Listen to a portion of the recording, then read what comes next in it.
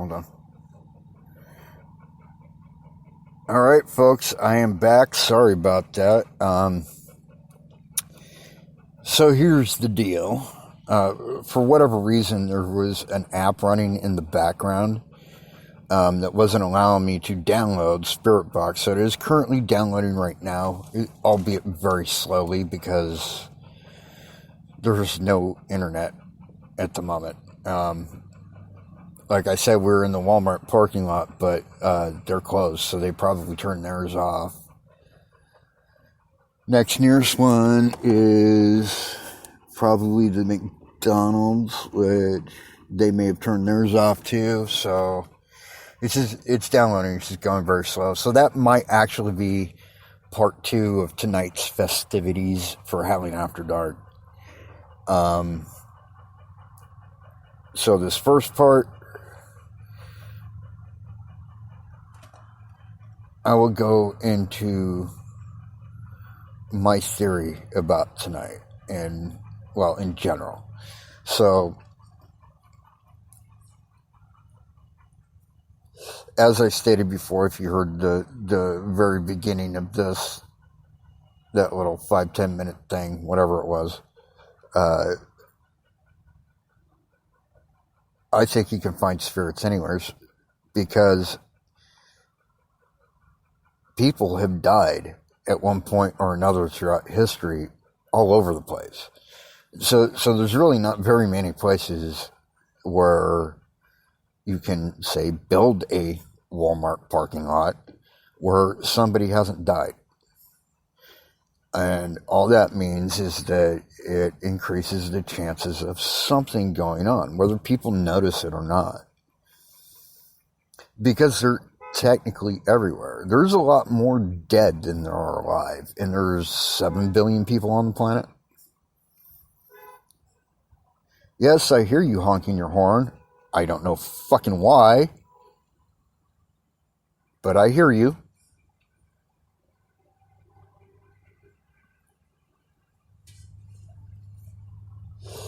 Anyway, so that's essentially what it is. But I will say that in my 30 plus years of being a paranormal investigator, my record of successful house cleansings as a medicine man, I can tell you that they're everywhere, and the majority of it isn't anything negative. It's not necessarily positive, but it's not negative. The negative shit, things I have explained on the show before, things like shades, which are like these negative attachments. All they do, they don't possess you. What they do is they tether to you. And the way I see them is like they're this black, smoky shape with vaguely human-like features on their upper body, but then their bottom part is like just this tendril of smoke that wraps around you.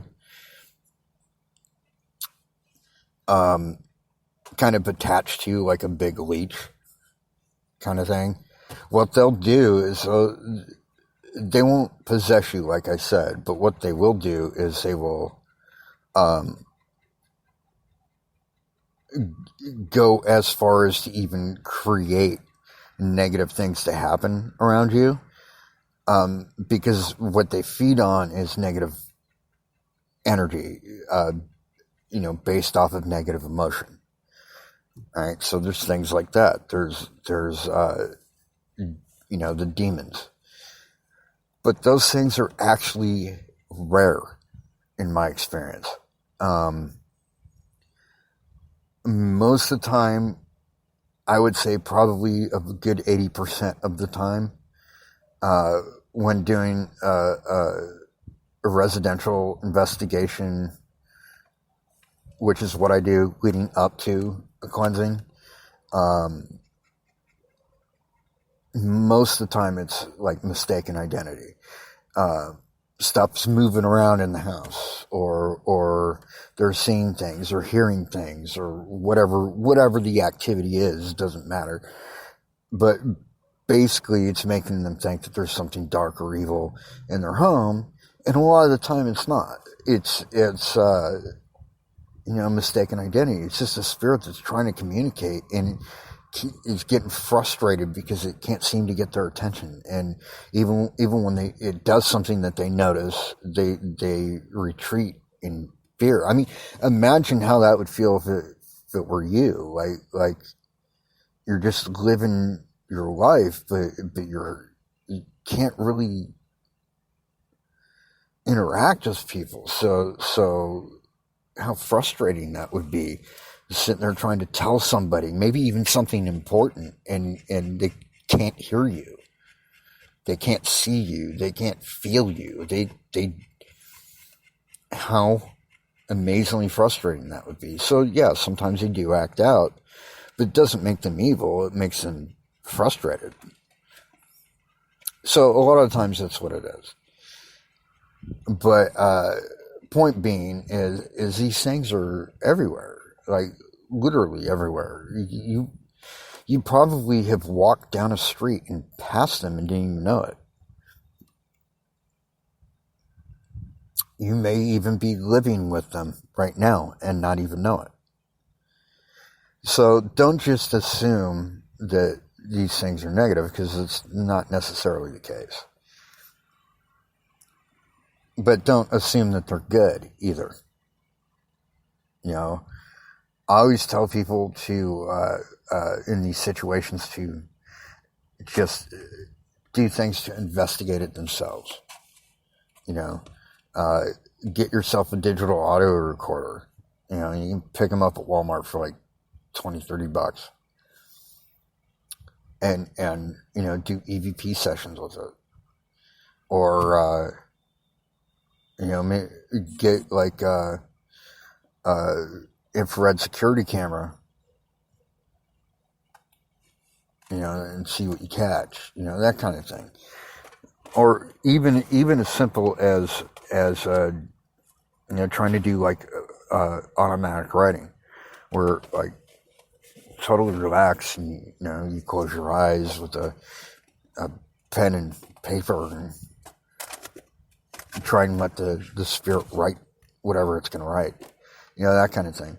Whatever it is, all sorts of ways of doing it. But the point is if you investigate these things yourself, you lose the fear of it, because you're engaging.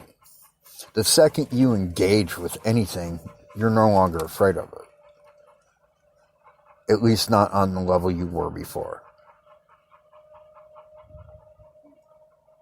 Right?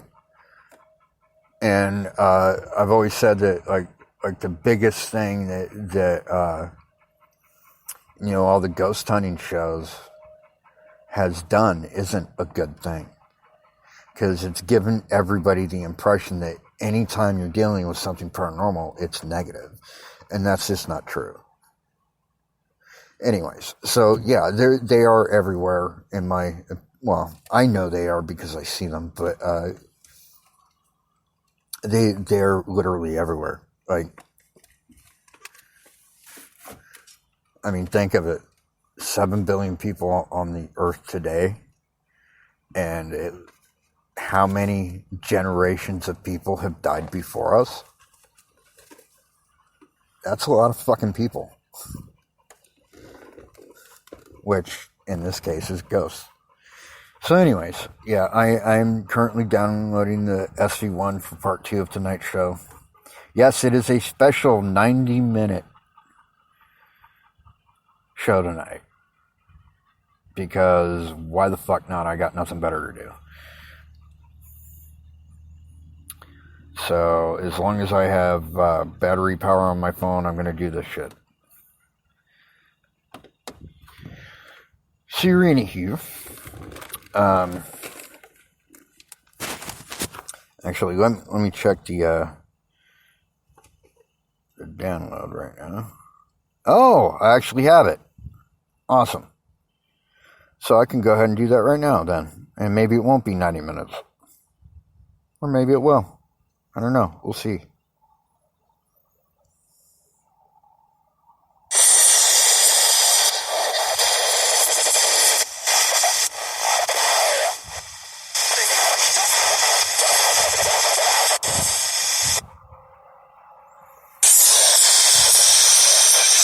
Who's here right now?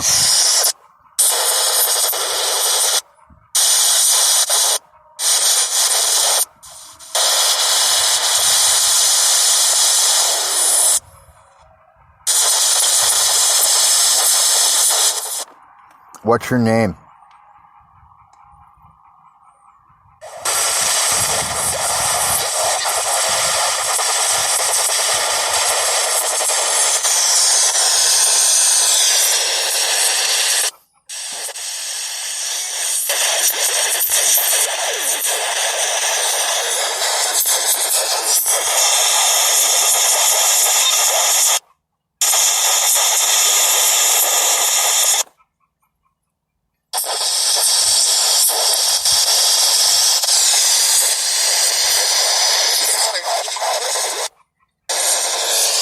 What was that? Can you say that again?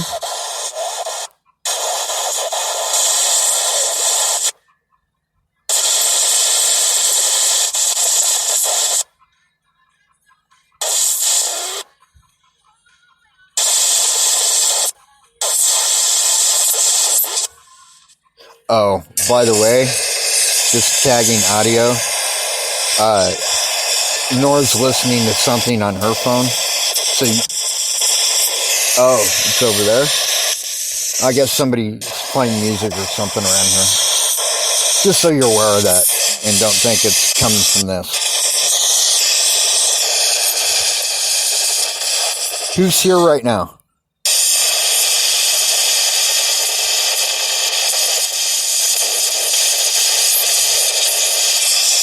Yeah, I know. I keep hearing Ghost Wolf. I know. Yes, I am here, but who else?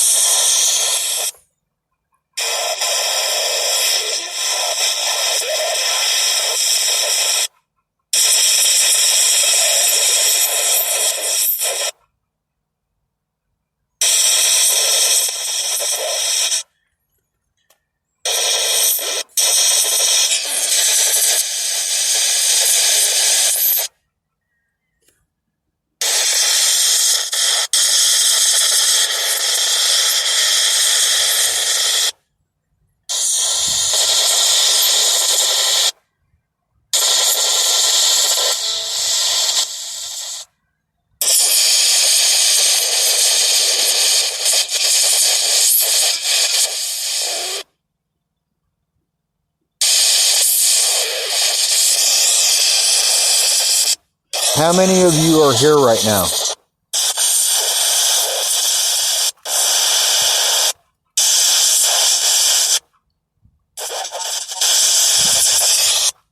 Five?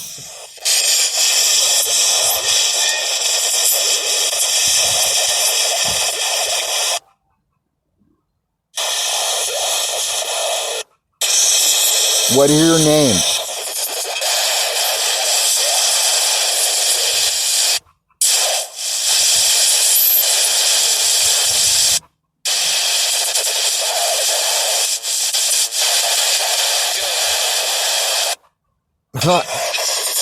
Really? I just heard somebody say, yo.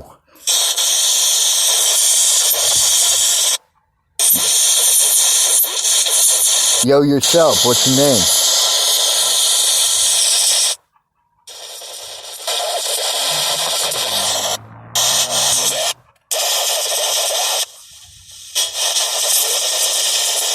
Wait, did somebody just tell me to shut the fuck up? Really?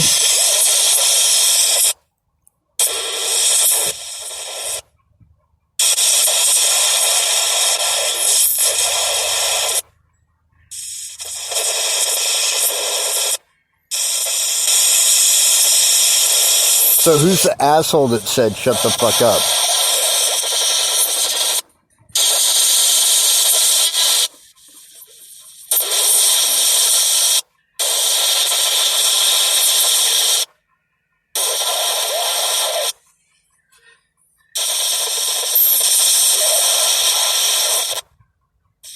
No, I'm not going to shut the fuck up. You shut the fuck up, asshole.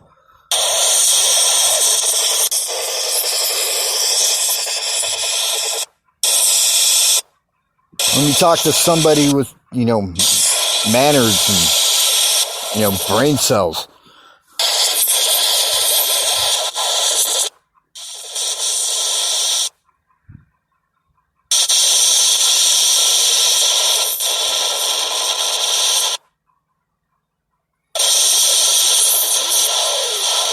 All right, hold on. I'll be back.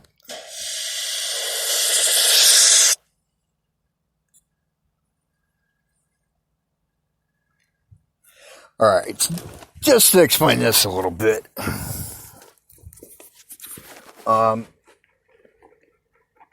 You can't always pick who you're talking to, especially in open settings like, once again, a Walmart parking lot. However, doesn't mean you have to put up with their shit either, number one.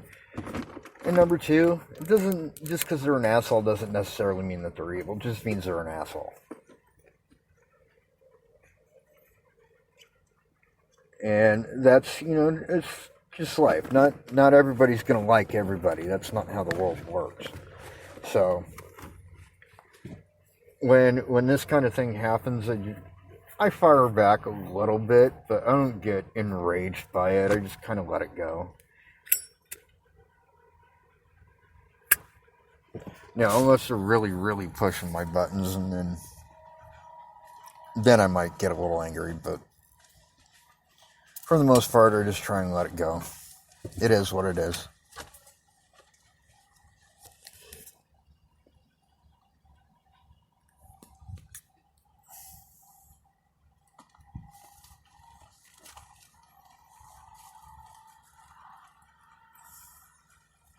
Anywho.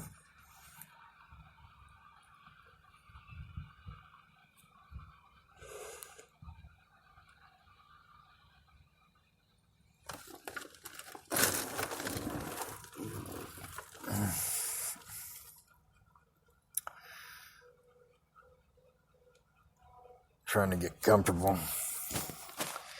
Been in this damn seat all day. Anyhow, so yeah, and for those that might be new listeners, just to explain this real quick. Whenever you're doing a spirit vox, that's like SV, spirit vox session, like SV1, SV2, which I'm actually using the SV2 right now. You don't want the sessions to be too long. Reason for that is twofold, actually. It's one, so that you're not wearing the spirits you're communicating with, you're not wearing them out. Because everything they do costs energy, right? So that's why sometimes when you see them, they're like a full-bodied apparition. Generally, they have a lot of energy to spare when they do that. And sometimes they're just like a shadow. So when you see a shadow person, it doesn't necessarily mean evil. It just means they're a shadow. And they have different forms too, like orbs. The thing with orbs is I follow what I call the 98% rule, which means that 98% of orbs can be explained away as something else. Dust particles, moisture particles, insects, whatever. But that still leaves that rare 2% that are legit. And what I've been able to piece together about those is that's like the traveling form. That's like the form they travel in. Because if you think about it, it makes sense, because an orb is very aerodynamic. That's why they use balls in sports. It's why if you look at a baseball, it's round. That's why if you look at a basketball, it's round. Right? Because it's very aerodynamic and very expedient. So kind of the same thing for them, I'm assuming. But that's, just my theory on orbs. So, there you have it. What, baby? Leave her be. Lay down. Lay down. Nacho, lay down.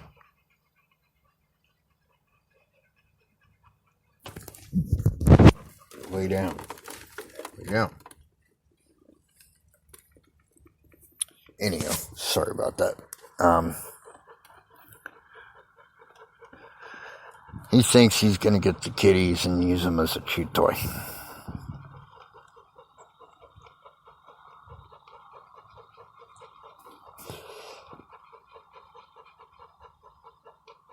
But to be honest, when we were at that house, the cats had their own room, so my dogs and my cats hardly ever saw each other. So this is easily the most time they've ever spent in close proximity, and it's actually going fairly well. But anywho,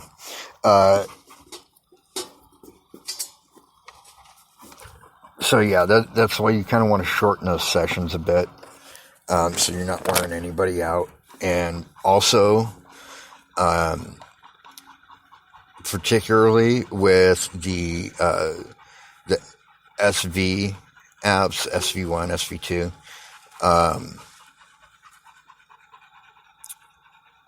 and any app on your phone, actually, in general, it takes data storage. So you don't want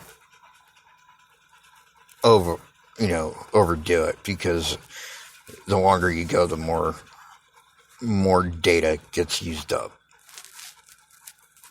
Right, so I try and keep it to like the longest I'll go is like 15 minutes, typically.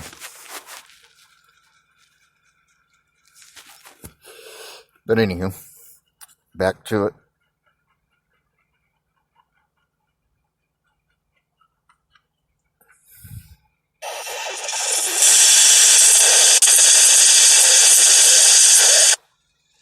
So who's here now?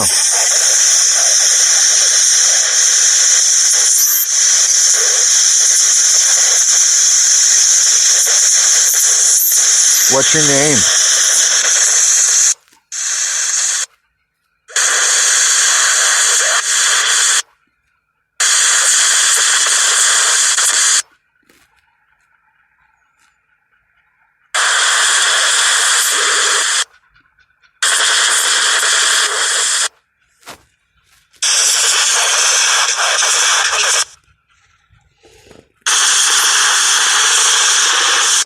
Can you say that again?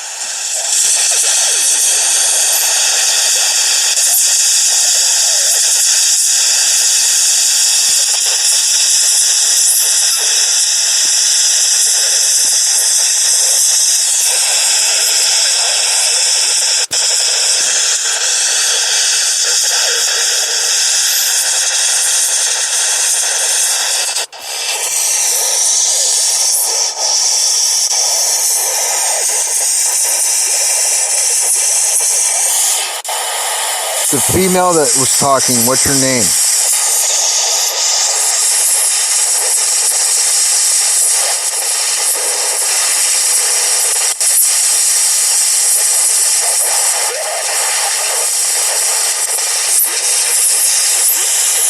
Did you say Amy?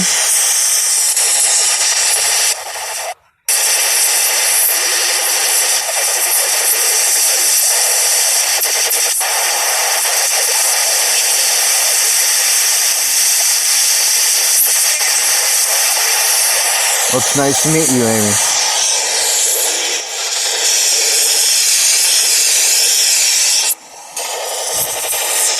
Or are you here?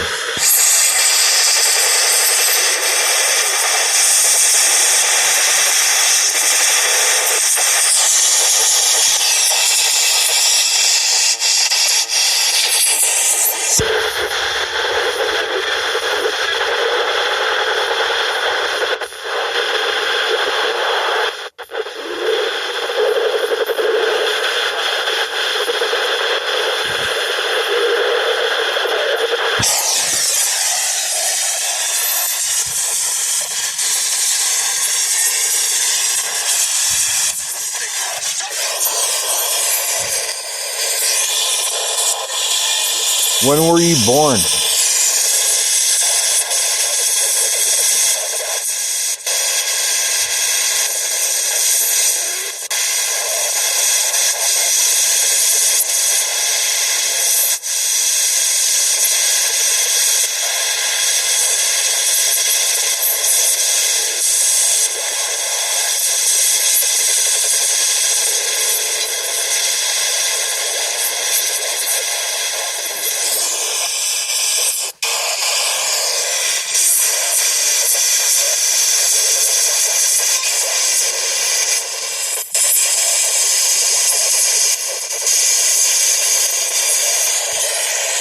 All right, well, I'll come back.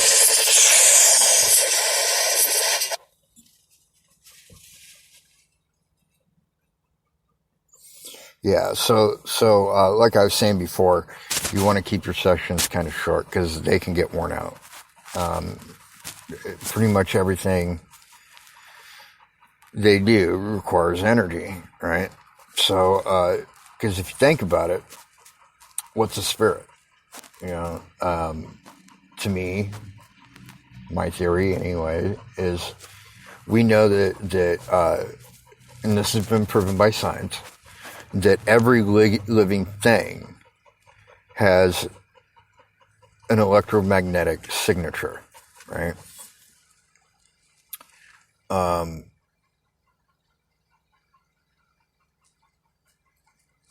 And they're all unique, right? They're as unique as fingerprints, right? But what happens to all that energy when we die, right? When we leave this physical form, you know, there's that law. You know, what is it? Newton's law? Energy can be neither displaced or destroyed. So the energy goes on, and that's what essentially makes up spirits, ghosts, whatever you want to call them. So yeah, you know, but because they're made of energy and they require energy to do anything, it's not everlasting, which means that they've got to get it from other sources. That's why a lot of the time you'll see on ghost hunting shows and stuff, somebody will comment, oh, my camera just went off. It just had a full battery. You know, et cetera, because they'll drain batteries unless you tell them, hey, don't take it from my equipment, you can take it from me, but don't take it from my equipment, or you know, something to that effect. They'll take it wherever they can get it, you know. So that's one of the reasons why you want to keep your sessions kind of short, because it takes a lot out of them. That's why, like when I do these, a lot of times, if you can hear them, actually, because I don't know how well it translates over this system. I'm hoping you hear it clearly. But you'll actually hear from like multiple spirits a lot of the time over a short time span, because they're all trying to talk, number one, and number two, they can't talk for long a lot of the time. So they'll give you what they can give you, and then they're gone. So yeah, just trying not to wear them out is like key, and that's on any device during any investigation. doing anything. That's even with like dowsing rods, which, by the way, not a huge fan of. But it takes, energy to do things like that. So, I mean, it would take a human person energy, albeit probably small amounts, to move dowsing rods or to move the planchette on Ouija boards, which, by the way, I also fucking hate. And if you don't know why by now, you have not been listening to me for very long, because I've made it very clear. It's basically like spiritual Russian roulette. You have no control over what comes through, and it's not like a spirit box where you can just turn it off. Once you open that portal, it's open. And whatever you opened it to, good luck getting rid of it.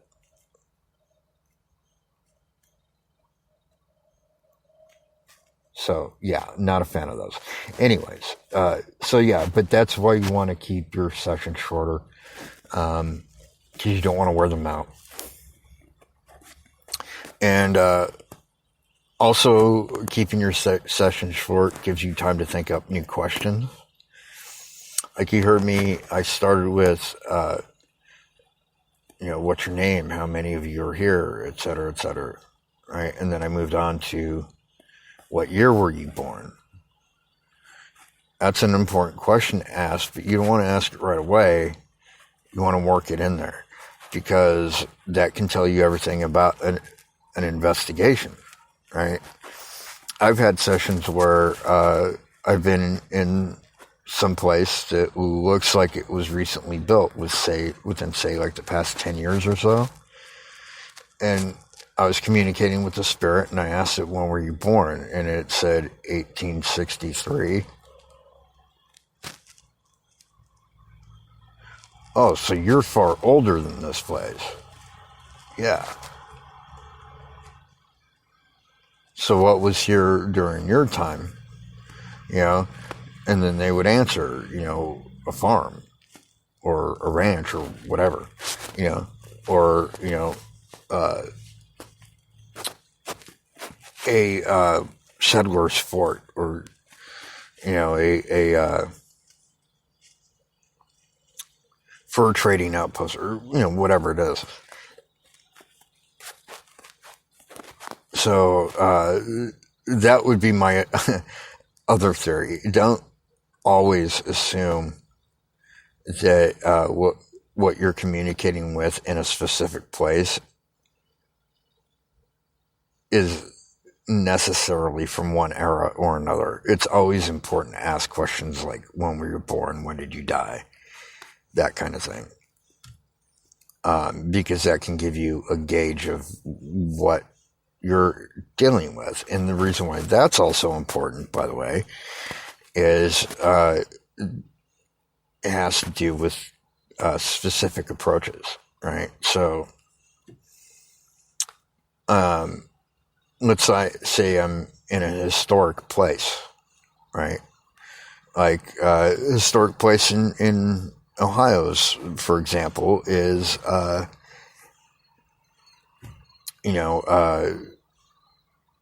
let's say Mansfield Reformatory. Well, in Mansfield Reformatory, you would assume, if you're one to assume things, that whoever you're in contact with was most likely a prisoner, and was from right around the century or so that the reformatory closed, which was around 1900s.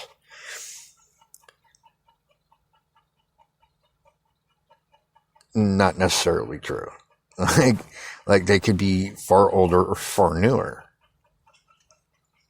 For all you know, the person you're speaking to may not have even been associated with the prison. Maybe they died down the street, trying to cross the street, and somebody hit them.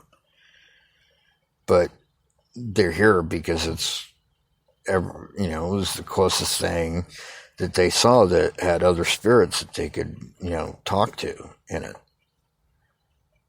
Or, maybe it was a prison. But the point is, you don't know anything until you know, right? So once again, Mansfield Reformatory, very quickly, I'll give you a example of what I'm talking about. So I did this investigation years ago at the Mansfield Reformatory in Ohio.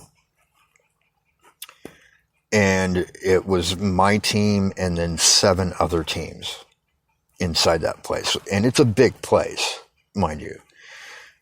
But every single other team was drawing goose eggs. They weren't getting anything. There was one other team that got something that was really cool, and it was this EVP. But that's pretty much all they got. We were getting all sorts of shit because our approach was different. Because what I did is I didn't go in there trying to do reenactment like, oh, well, you're still in prison, blah, blah, blah, and I'm the guard, and trying to act like a guard or something stupid like that. And I didn't go in there provoking, which you should never do anyways, to be honest. It's useless. And I don't mean using historical artifacts or something to provoke a response. It's different. When I say provoking, what I'm referring to is like yelling and cussing at a spirit, trying to get it to react to you, basically acting like an asshole.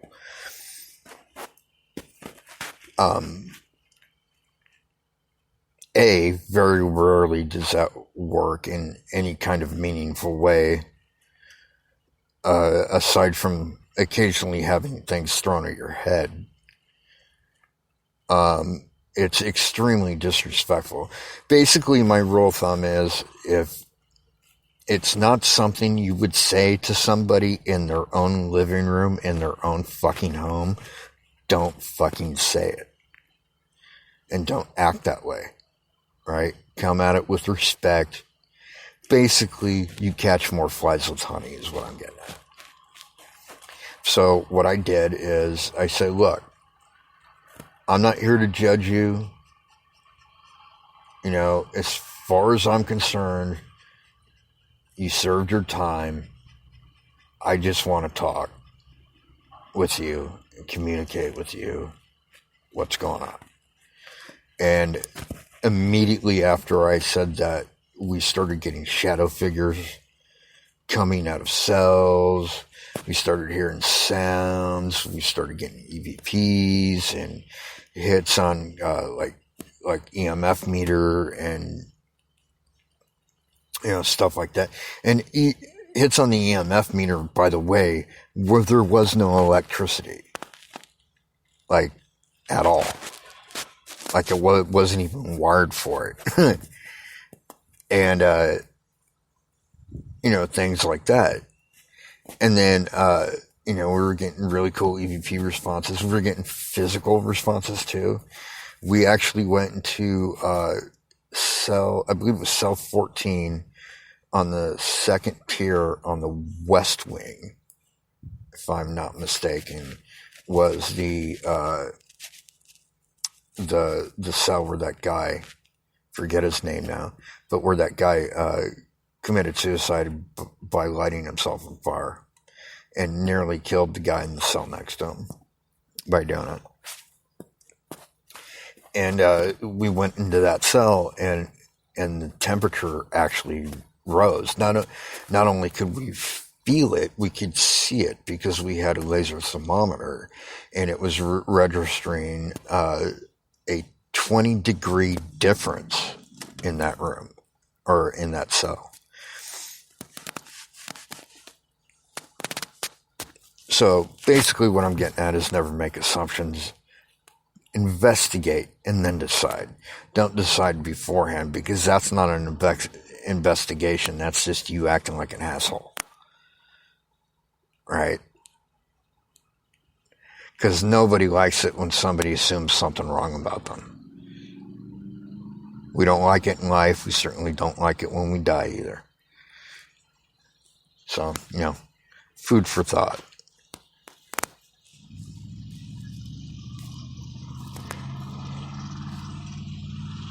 I always try and come at it with respect until I know what I'm dealing with is negative.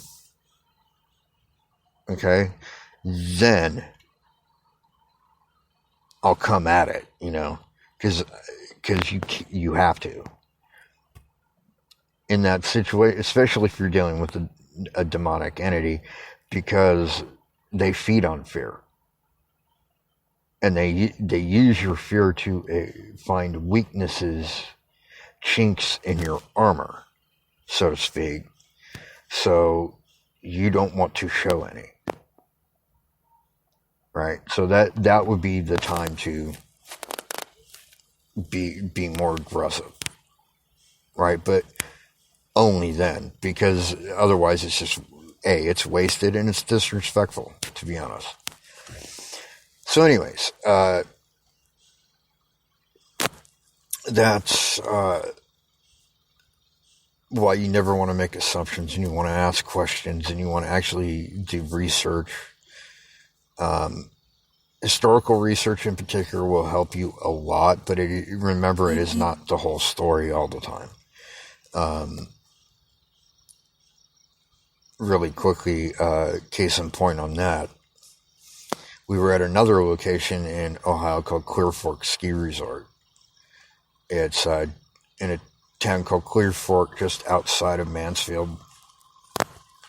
And we had heard, even before we went there, that on that spot there used to be a saloon in the 1800s, and the saloon owner, whose name was Sam, killed 2 people in 2 different gunfights. Right? Basically coloring it as, oh, he's, a bad dude. So we get there, and I'm doing basically an EVP session with him. I said, look, Sam, I heard about this, but I want you to know that I've always thought I belonged in the 1800s, for starters, which is true, I have. But I'm not going to judge you based on, what some document somewhere says, because it doesn't know the whole story. So I'm just going to ask you, were you defending yourself? And also, could you pour me a drink? Now, I literally said that. And on the EVP, you hear him answer. Yeah. And then you hear the sound of a bottle being opened, and then a clinking shot glass, and then the sound of something being poured into a shot glass. On the EVP. Even though that wasn't physically going on. Right? And Sam turned out to be a great dude.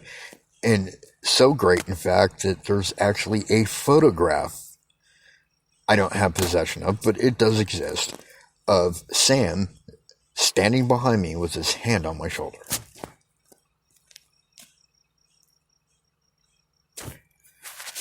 Anyways, folks, that's about all the time I have. Until next time, I pack my tribe. Peace out.